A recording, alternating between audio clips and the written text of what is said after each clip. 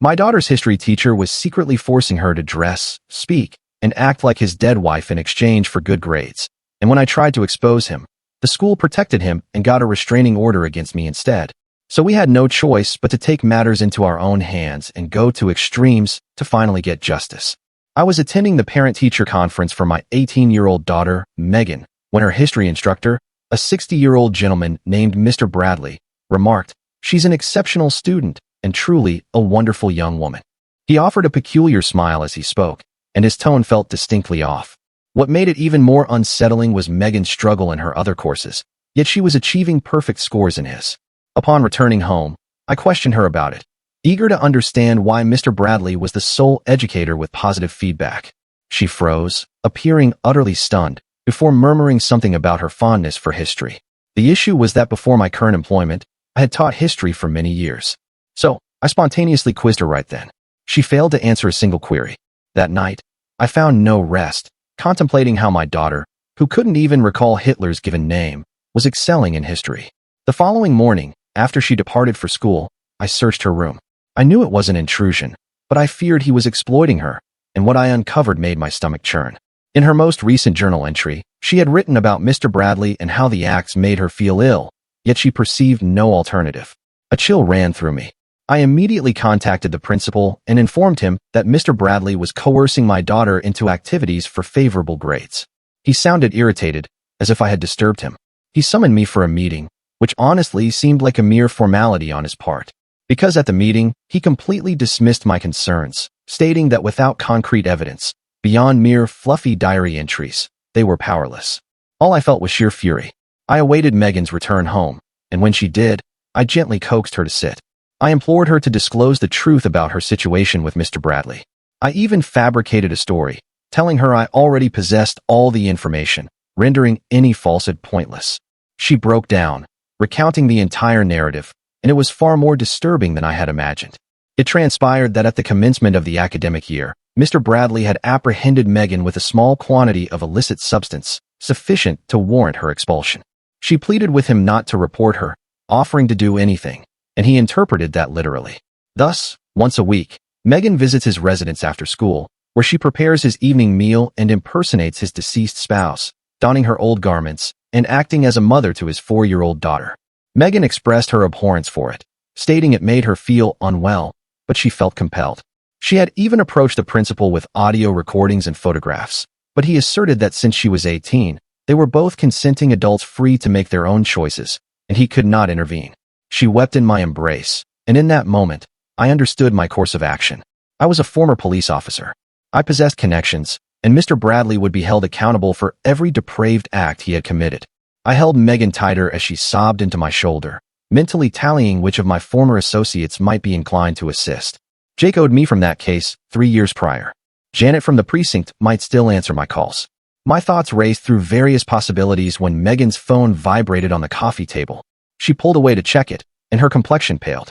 She rotated the screen toward me. Bradley had messaged, "Don't forget Thursday's special dinner. Wear the blue dress." My hands clenched into fists. Thursday was the next day. The following morning, I drove to the pharmacy to collect Megan's anxiety medication. She had been taking it since this entire ordeal began. As I stood in line, I noticed a familiar figure at the counter ahead of me. Bradley was purchasing children's vitamins, engaging in casual conversation with the pharmacist about the weather. Our gazes met briefly. He offered me the same unsettling smile from the parent-teacher meeting while the pharmacist inquired about his usual prescriptions. His hand trembled slightly as he handled his credit card, the only indication that my presence affected him at all. I followed him out to the parking area. The moment we were away from other patrons, I confronted him. "You are finished abusing my daughter," I stated, positioning myself between him and his vehicle. "I am aware of everything. The meals, the attire, making her feign being your deceased wife. It ceases now." A teacher passing us halted mid-stride. She had only heard, "You're forcing my daughter," without any context. Bradley's eyes darted to her, then back to me, and I observed a calculated expression. "I do not know what you are referring to," he declared loudly enough for the teacher to hear. "But I do not appreciate being threatened." The teacher hurried away, already retrieving her phone. I knew precisely whom she was contacting. That afternoon, Jay telephoned me. My former partner required my testimony for an upcoming legal matter, something I had already agreed to months ago, but his tone was now different. "Listen, I was informed about the incident at the pharmacy this morning, he stated cautiously. The school is considering filing harassment charges. I need you to comprehend that my case is significant. I cannot have my crucial witness causing trouble right now. The implication was unmistakable. Assistance with Bradley hinged on my silence. Before I could respond, my phone vibrated with a text message from Megan. She was at school, in a state of panic. Another student was unwell and unable to attend Bradley's specialized history tutoring session. If the girl did not go, she would face suspension for missing mandatory academic support. Megan had to choose between attending Bradley's residence or allowing her friend to face the repercussions. Her subsequent text chilled me to the bone. He touched Emma's shoulder yesterday, just as he did to me that first time. I immediately messaged back, instructing her to aid her friend. Let Emma remain safe. But I understood what this implied. I was granting Bradley more time with my daughter. Within an hour, the school counselor called, demanding a meeting. Bradley had already emailed the principal regarding my disturbing behavior at the pharmacy. The teacher who had overheard our confrontation had reported me for threatening staff. While I was managing the counselor's call, my phone rang again. The bank needed to discuss suspicious activity on Megan's account. My daughter had been withdrawing cash every Thursday. $40 here, $60 there. Small sums that accumulated over months. I drove to the bank, my mind reeling. The manager displayed Megan's transaction history, frowning at the pattern. Every Thursday for the past 4 months, she noted. Always cash withdrawals, always followed by gas station purchases near the same address. Bradley's address. My daughter had been inadvertently creating a paper trail of seemingly voluntary visits. That evening, Megan returned home trembling. During Bradley's faculty meeting, a substitute teacher had remarked that she resembled someone from an old photograph in the history classroom. Bradley experienced a genuine panic attack right there in front of everyone. The substitute had unwittingly referenced his late wife. Everyone felt so bad for him, Megan whispered. They were all comforting him, saying how difficult it must be. Even the teachers who usually disregard him were being kind. The next day at school pickup, I observed Emma defending Bradley to other students. Her mother had recently secured a teaching position at the elementary school, and Emma was informing everyone how Bradley had recommended her mom for the job after her father departed. He's not creepy, I heard Emma insist. He assisted my family when no one else would. That night, while Megan was showering, I noticed her car keys on the kitchen counter. Something compelled me to inspect her vehicle. Beneath the passenger seat, wrapped in an old sweater, I discovered a second mobile phone.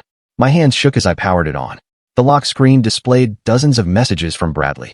I used Megan's birth date to unlock it and immediately regretted my action. The messages were unsettling, alluding to their special arrangement and reminding her of the consequences of noncompliance. But worse were the photographs, images of Megan in his house, wearing those dresses, playing with his daughter. I heard the shower cease and swiftly captured the evidence with my own phone before concealing the device back where I had found it. The phone had been hidden in her car, not her room. She was keeping it away from the house, away from where I might discover it. By Friday morning, the situation had spiraled beyond my control. The school had compiled security footage of me observing Bradley's classroom over the past week. They had emailed it to all parents as a safety concern, warning about an unstable parent harassing staff. Megan saw the email on her phone during breakfast. Her face crumpled. "Mom, he requested that specific camera angle," she said quietly. "Last month, he asked maintenance to adjust it to cover his door better. Said it was for security." The calculated nature of his manipulation struck me like a physical blow. He had been planning this, preparing for the possibility that I might uncover it. The next revelation came from an unexpected source. Megan's college applications were due soon, and all her recommendation letters had to be processed through department heads. For history, that meant Bradley. "He controls everything," Megan said, showing me the online portal. "Every scholarship application, every college recommendation. If he doesn't sign off, I don't graduate with honors. If I don't graduate with honors, I lose my college acceptance." Neither of us had anticipated this degree of dependence when the situation commenced. My sister called that evening. She had heard about the pharmacy incident through the small-town rumor mill. "This reminds me of when David passed," she said carefully, referring to my spouse. "You had that breakdown, remember? You accused the funeral director of pilfering from his body. The grief counselor said you were perceiving threats everywhere." I yearned to scream that this was different, that Bradley was genuinely harming Megan, but I detected the skepticism in her voice. "Perhaps you should consider grief counseling again," she suggested. It helped before. The weekend brought fresh torment. A parent had uploaded doorbell camera footage to the school's social media group. It depicted Megan at Bradley's house, smiling as she entered. She appeared content, even relaxed. The comments beneath were brutal. Looks pretty voluntary to me. That mom is clearly envious her daughter has a mentor. Some parents cannot accept their children maturing. What they could not see was the text Bradley had sent minutes prior. Smile for the neighbors, or Thursday becomes Tuesday and Thursday. Monday morning, Janet finally returned my calls. My former colleague's voice was strained. I investigated Bradley as you requested, she said. But listen, someone noticed I was accessing his records. They are claiming you are utilizing police connections for a personal vendetta. I could lose my employment. Another avenue closed. The true extent of Bradley's dominance became apparent when Megan showed me the state history competition website. She needed to win it for her scholarship applications, but Bradley controlled the login. He altered her essay topic from women in the Revolutionary War to overcoming family dysfunction. He updates it every week, Megan said, pointing to the auto-renewal charge on her bank statement. I cannot change the password without his approval as faculty sponsor. Tuesday commenced with calamity. I was utterly exhausted, having slept only 3 hours, when I rear-ended someone at a stop sign in the school zone. Minor damage, no injuries, but the police officer insisted on a breathalyzer test. I was completely sober, but someone filmed the entire event. By lunchtime, the video was circulating with the caption, "Intoxicated parent endangered students." The fact that the breathalyzer was negative did not make it into the narrative. Jake's wife telephoned me that afternoon. Her voice was frigid. "Jake informed me you desire his assistance with this teacher situation," she stated. "I am telling you now. If he becomes entangled in another one of your obsessions, I am filing for divorce. We endured 3 years of this with your other cases. I will not do it again."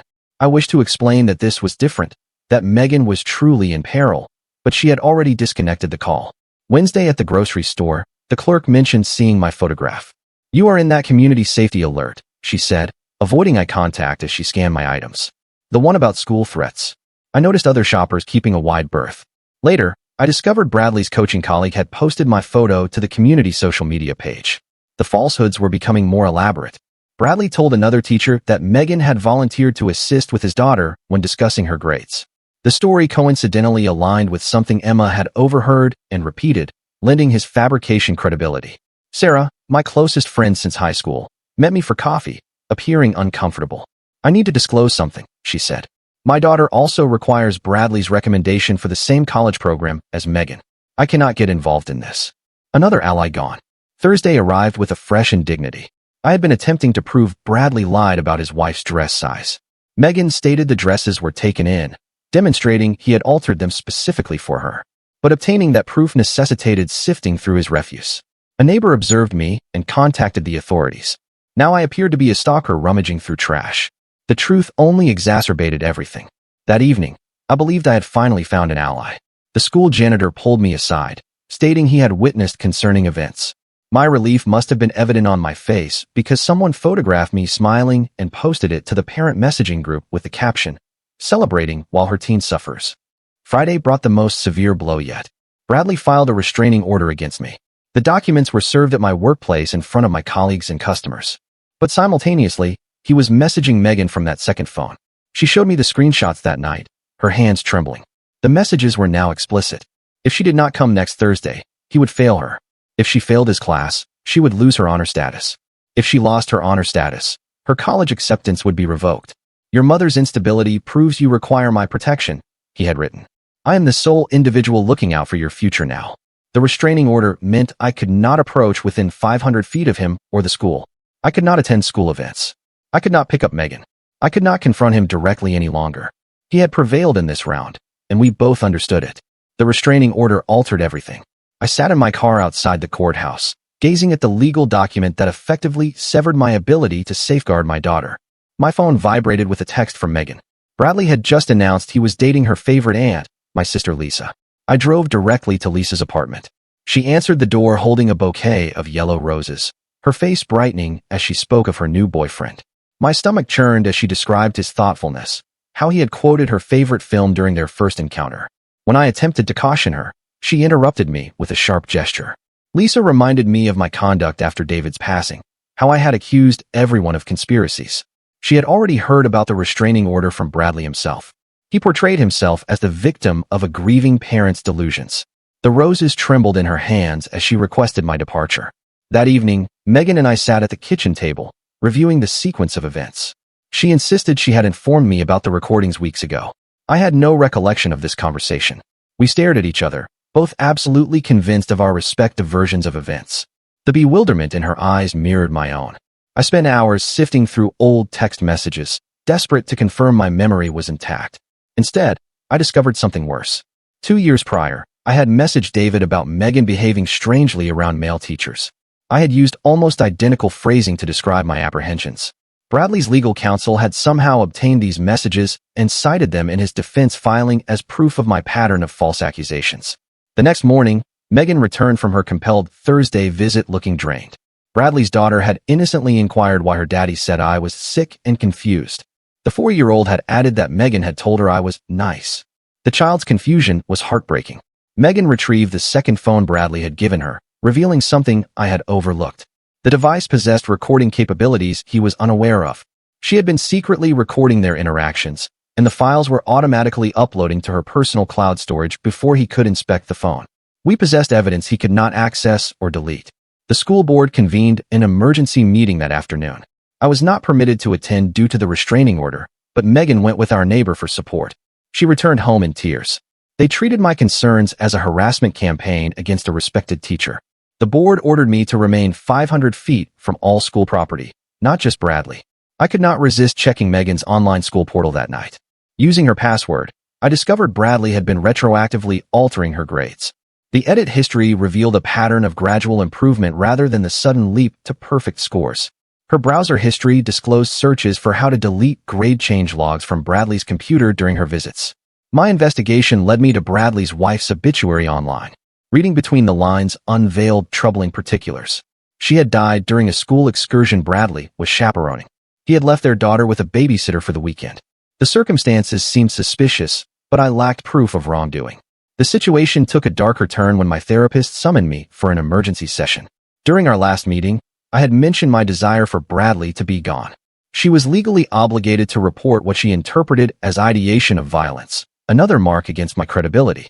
I attempted to gather more evidence by recording a conversation with Bradley at the grocery store. He noticed my phone in my pocket. Observing the recording indicator, he immediately contacted the police and filed additional harassment charges. The security footage depicted me following him through the aisles.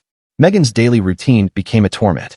She required Bradley's signature for early dismissals, creating forced contact I could not prevent. She would stand in his classroom doorway while he slowly signed the forms, making comments about her mother's condition loud enough for other students to hear. The janitor who had offered to assist suddenly retracted his offer. An anonymous complaint about his immigration status had been filed with the authorities. He pulled me aside near the grocery store, fear evident in his expression as he explained he had family to protect. Another potential ally lost to Bradley's manipulation. I began noticing disturbing alterations at Bradley's house when I drove past, maintaining just outside the 500-foot limit. He was now sleeping in the master bedroom he had previously maintained as a memorial. Megan mentioned smelling lavender perfume on his robe, the same fragrance his wife had worn. Bradley made his next move through his legal representative. He offered to disregard everything if I allowed Megan to complete her senior year in peace. The implied threat was clear. Accept his terms or face escalating legal repercussions. When I refused through my attorney, he showed Megan falsified psychiatric hold documentation. One call from him claiming I was a danger to myself or others would result in a 72-hour involuntary evaluation.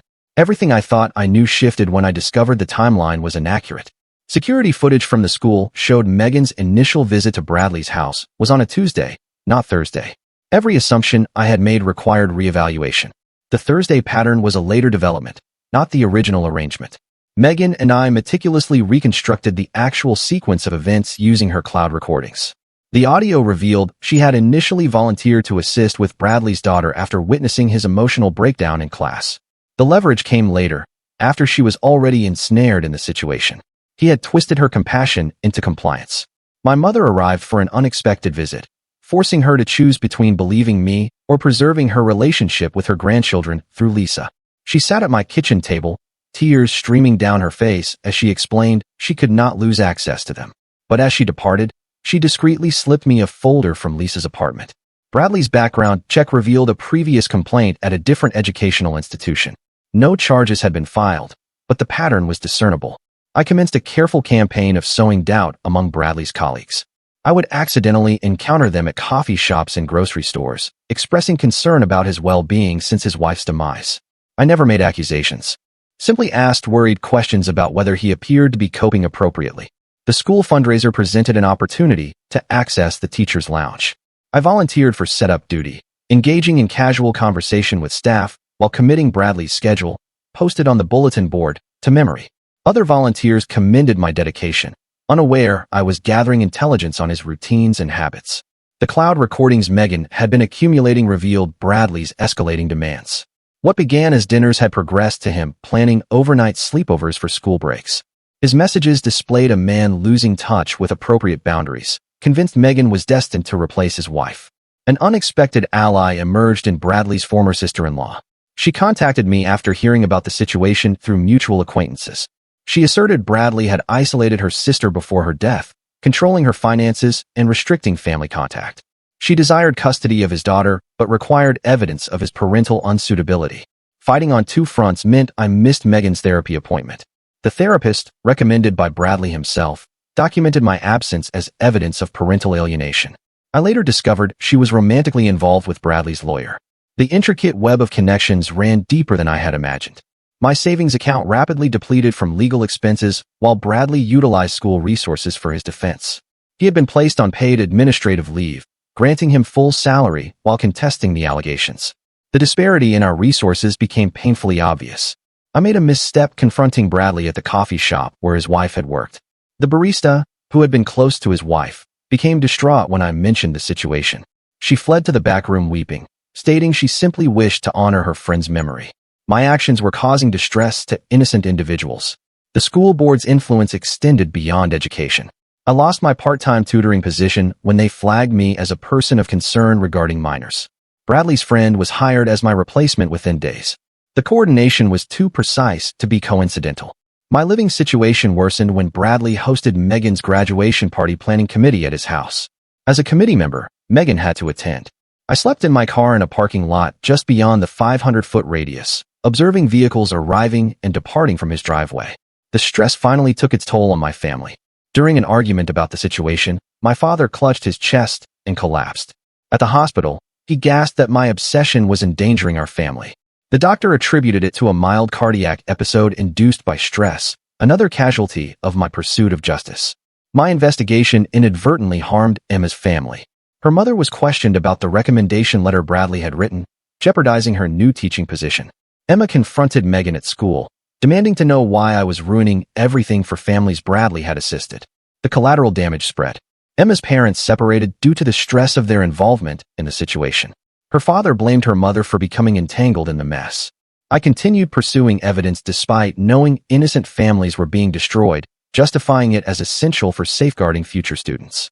Sarah attempted to mediate during our coffee meeting. She inquired if Bradley might simply be a lonely man who made poor choices while grieving. I found myself unable to immediately respond, the question striking closer to home than I wished to admit. The boundary between predator and pathetic widower blurred uncomfortably.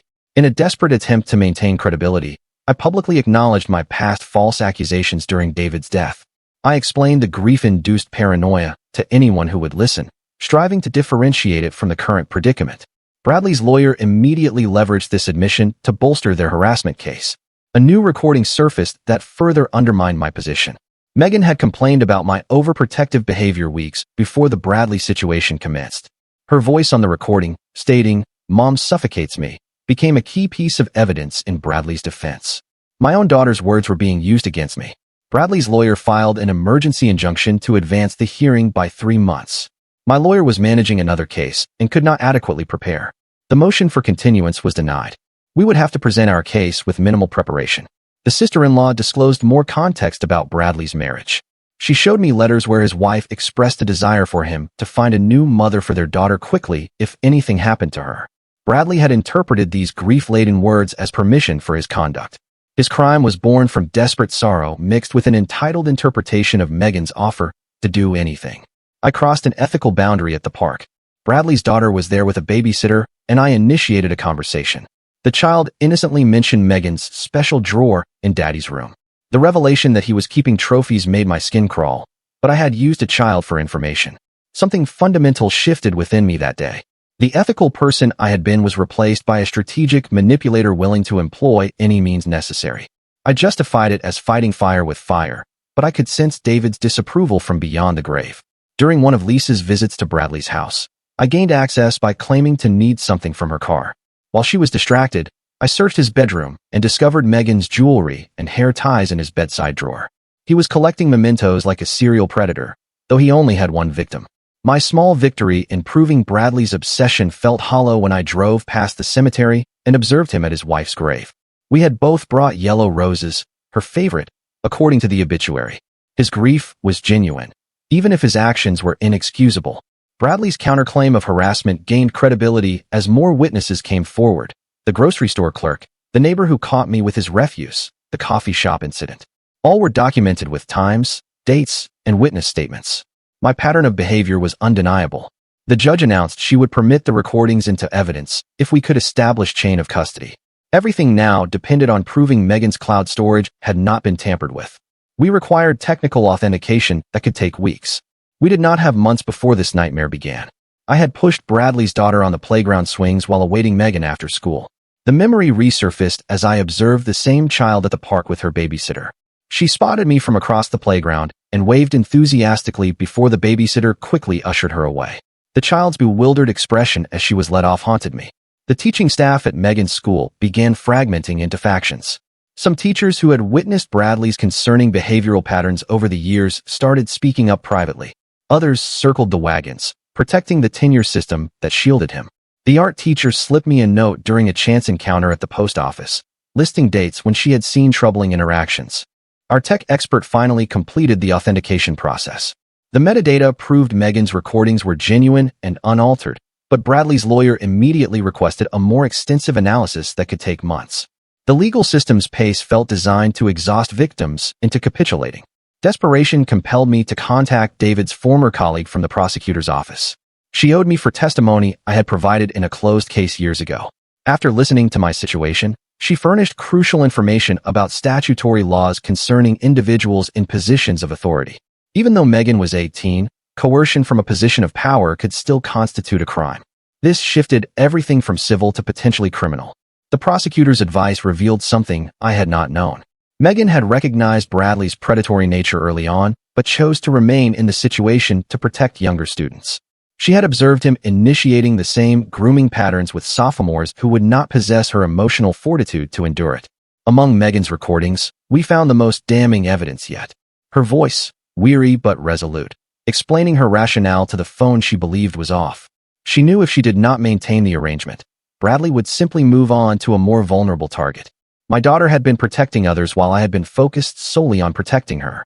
The recording that would prove most crucial captured Bradley's explicit threat, his voice cold and calculating, telling Megan she would comply with his demands or he would ensure every college knew about her substance use. The timestamp on this recording would later prove he had lied under oath in his sworn affidavit. Those final weeks of evidence gathering demonstrated Megan's incredible bravery. While enduring Bradley's escalating demands, she had methodically documented everything. Each visit meant more evidence, but also more trauma. She had chosen justice over her own well-being. Understanding Megan's sacrifice reminded me of David's final case before his death. He had also chosen protecting others over personal safety. The parallel struck me during a sleepless night. Realizing my daughter had inherited his sense of justice along with my determination, I made the conscious decision to follow Megan's lead. Instead of the vigilante retribution my fury demanded, I would pursue legal victory. My hands shook as I composed emails to lawyers, fighting every instinct that screamed for immediate action. Bradley's sworn affidavit arrived, claiming Megan had pursued him, that she had initiated the arrangement. His lawyer had crafted a narrative of a lonely student seeking a father figure, but we possessed the recording with his voice stating she would do as she was told. Timestamp 2 hours before he had signed that affidavit. He had committed perjury. The pretrial hearing arrived faster than anticipated. I sat in the courthouse restroom, forcing my breathing to stabilize. My hands trembled as I applied lipstick, but I was resolved to appear composed.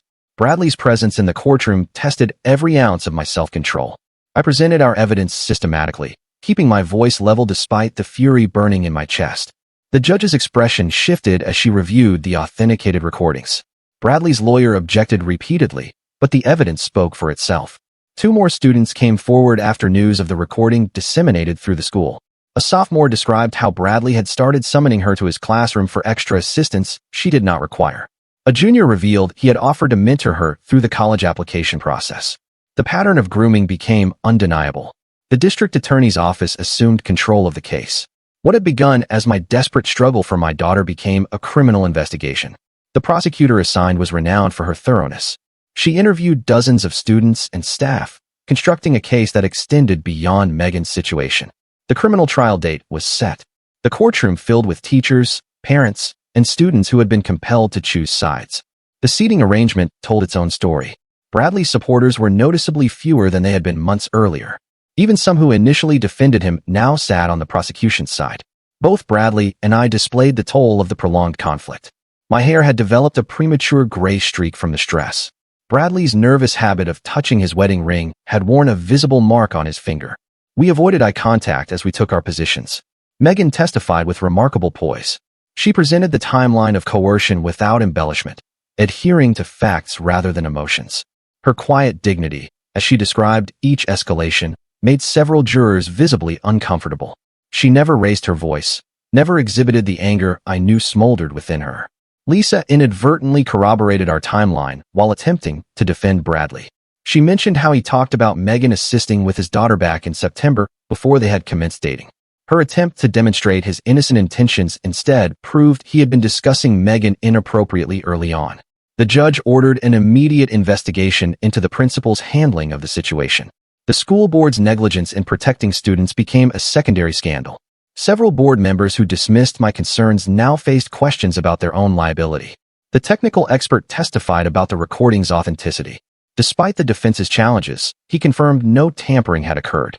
Each piece of evidence was admitted over Bradley's lawyers' increasingly desperate objections. The evidence painted a complex portrait. Yes, Bradley had coerced and blackmailed Megan, but it also showed he had initially been a grieving widower who had lost touch with appropriate boundaries. Megan had felt sympathy for him at first, which he had exploited. He was both predator and pathetic, making the situation more difficult for some to comprehend.